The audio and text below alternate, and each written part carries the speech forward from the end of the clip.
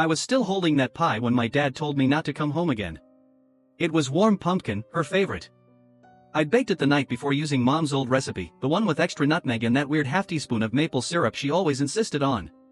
The smell filled my tiny Boston apartment as I worked late into the night, rolling dough and mixing filling like I had every Thanksgiving for years. 3 hours in thick fog later, I pulled up to their house, the same white colonial where I grew up. I thought I was coming home. But this year felt different. Hell, everything felt different lately. 2 months ago, I'd walked in on Sarah, my soon-to-be ex-wife, with someone else. Some guy from her office. They weren't even trying to hide it. There he was, shirt untucked, standing in my kitchen like he belonged there. She didn't even have the decency to look sorry. Instead, she started yelling about how I worked too much, how I wasn't present anymore. Like that gave her permission to sleep with someone else. We were done by the end of the week. No second chances, no begging. Just, done. So yeah, this Thanksgiving wasn't exactly shaping up to be a Hallmark movie for me. Still, I figured showing up at my parents' house with Mom's favorite pie might make me feel something. Normal, maybe. Or at least less broken. We hadn't even said grace yet. The turkey hadn't been carved, the stuffing was steaming in the crystal dish Mom only brought out once a year, and there I was, still standing, still smiling, still clutching that damn pie when Dad dropped the bomb. "Give back the $50,000, Ray," he said, "or don't bother coming home again." At first, I thought I'd misheard him. Maybe it was some kind of sick joke. Dad wasn't the type for theatrics, and Thanksgiving? That wasn't a day for drama in our family, or at least it never had been until that night. But no one laughed. Lisa sat across the table, hands folded neatly in her lap like she was at a funeral. David stared down at the tablecloth. Even Mom, sweet, soft-spoken Mom, couldn't meet my eyes. I didn't sit down. I couldn't. The pie tray felt heavier than it should have been, resting in my palms. I glanced at it dumbly, like maybe it could explain what the hell was going on. "Excuse me?" I finally managed to say. Dad's jaw tightened. "Don't make this harder than it has to be." "Harder?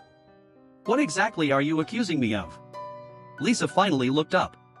Her eyes were red, mascara clinging to the corners like she'd been crying for hours. But her voice came out clear. "Mom's account. $50,000 disappeared last month right after you helped her set up online banking." My mouth opened, but nothing came out. It was true I'd helped Mom with her accounts. She'd been nervous about going paperless, something about not trusting the cloud. So, I'd sat with her one Sunday afternoon, walked her through the app, the passwords, the security questions. We even wrote everything down in a little notepad we kept in the kitchen drawer. That was 4 weeks ago. 4 weeks. And now they were telling me that was the moment I'd stolen from her.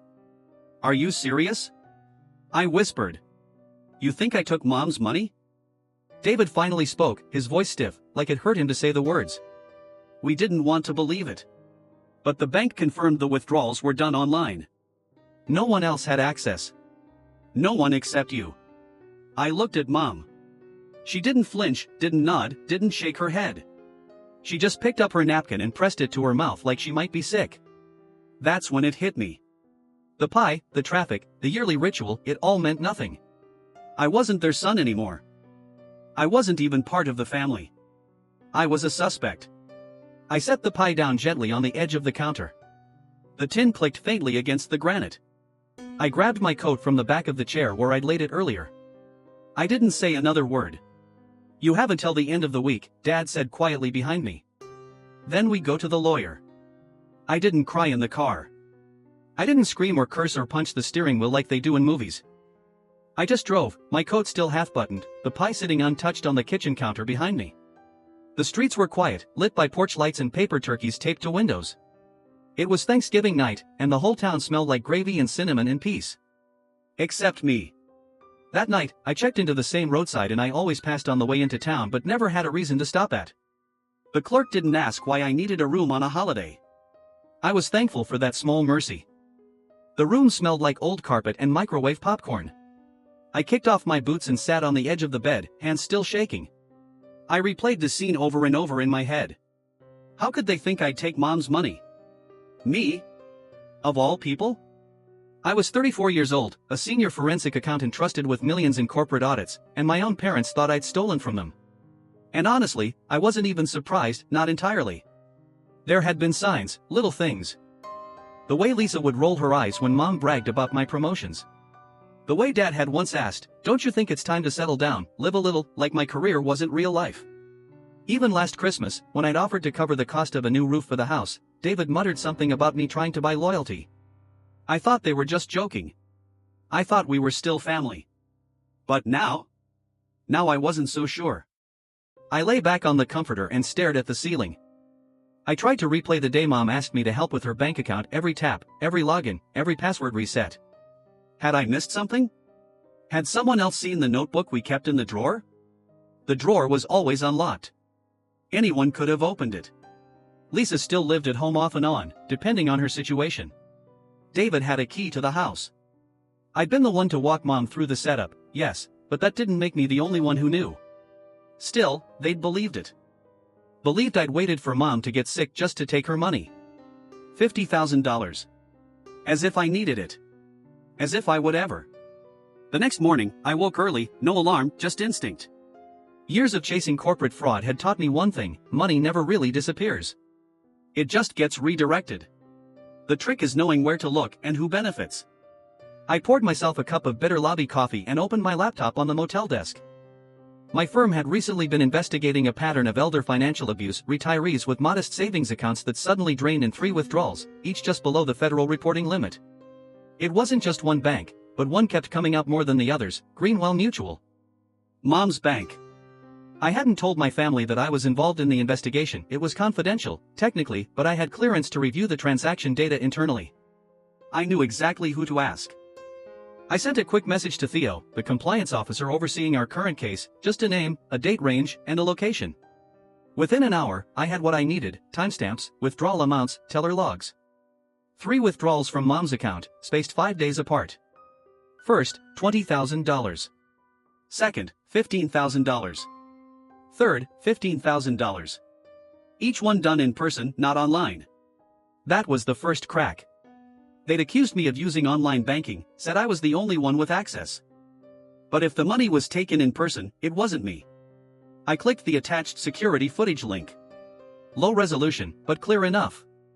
The first video loaded: Greenwell Mutual, October 10th, 1:13 p.m. A young woman approached the counter nervously, glancing over her shoulder. Blonde ponytail, gray hoodie, large sunglasses. At first, I thought maybe someone hired a proxy, a stranger paid to impersonate Mom. But then the girl stepped closer to the camera, pulled down her mask to speak to the teller. Lisa. Even with the grainy feed, I knew that face. I'd babysat that face, watched it blow out birthday candles and cry over failed boyfriends. She was fidgeting, tapping her fingers on the counter. She handed over what looked like Mom's ID and signed something. Her handwriting hadn't changed since high school. I leaned back in my chair, the motel light flickering above me. They hadn't just stolen the money, they'd planned it. Thought through the timing, waited until I helped Mom go digital, then used that as cover to frame me.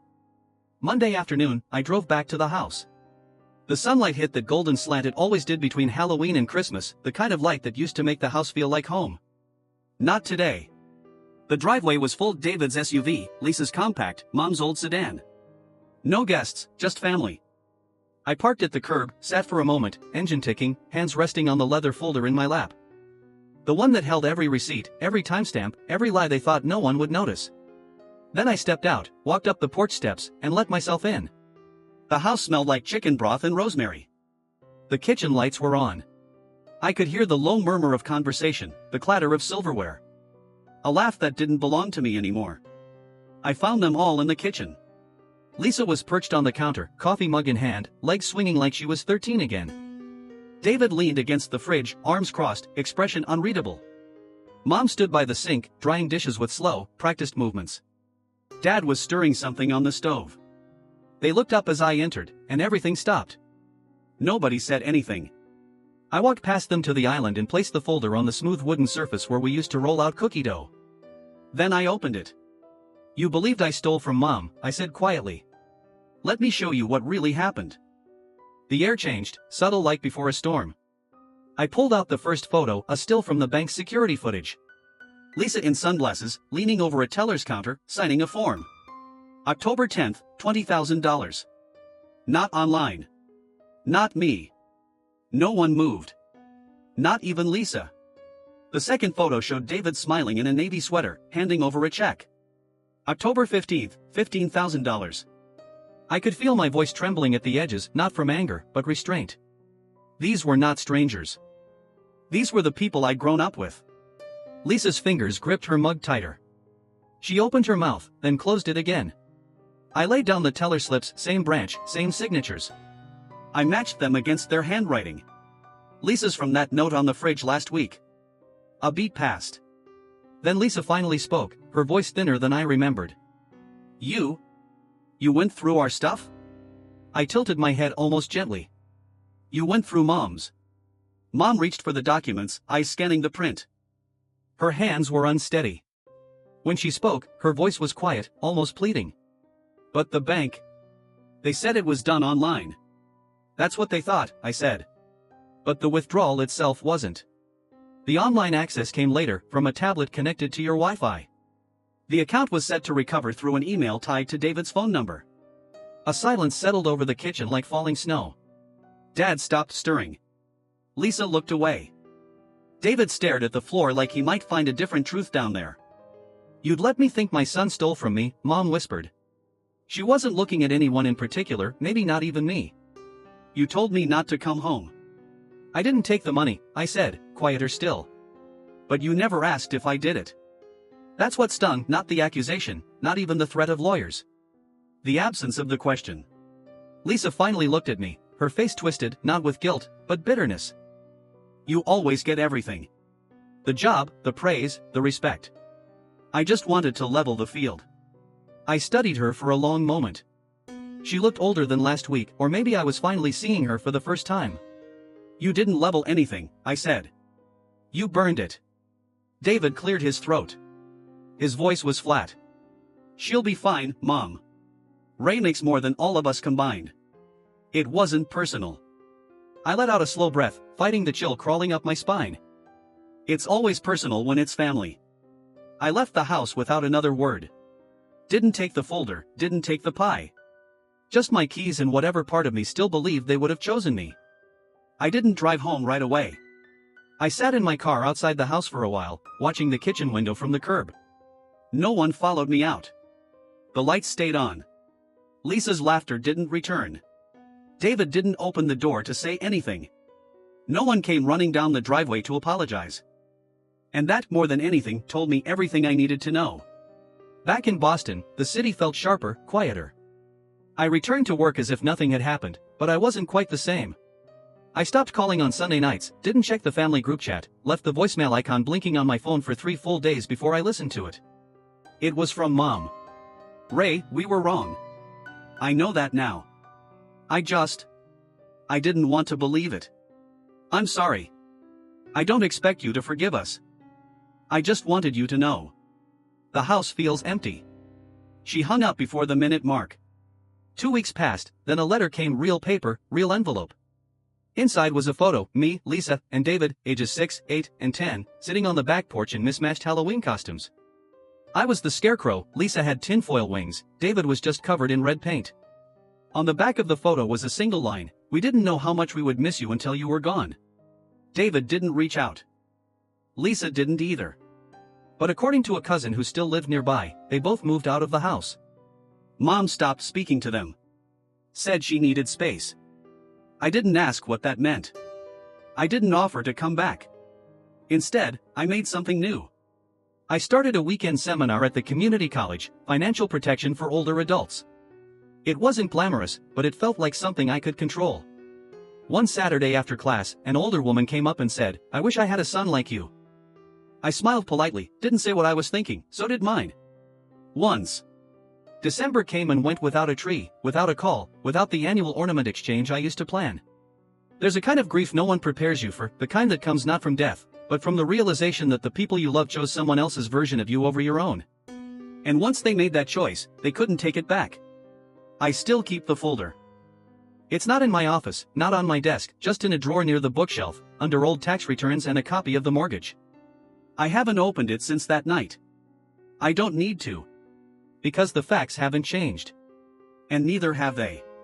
But I have. I didn't drive straight home after leaving the house. Instead, I parked at the curb for a while, staring at the kitchen window like maybe something would change, like someone would come running out to stop me. Lisa might have yelled my name from the porch, or David could have stepped outside with that sheepish look he used to get when we were kids and he'd broken one of my toys. But nothing happened. The lights stayed on, warm and golden, but they weren't inviting anymore. They felt distant, like they belonged to a place I no longer had access to. No one followed me out. No apologies came tumbling down the driveway. And honestly, that silence told me everything I needed to know. If they wanted to believe I was the thief, if they chose to frame me instead of asking questions, then there wasn't much left for me here anyway. Back in Boston, the city felt sharper somehow, quieter, colder. It wasn't just the weather, it was the weight of what had happened sitting heavy on my chest. I went back to work the next day like nothing was wrong, but inside, I wasn't the same. I stopped calling on Sunday nights, didn't check the family group chat, let voicemails pile up unanswered for days before I even bothered listening to them. When I finally did press play on Mom's message, her voice caught me off guard.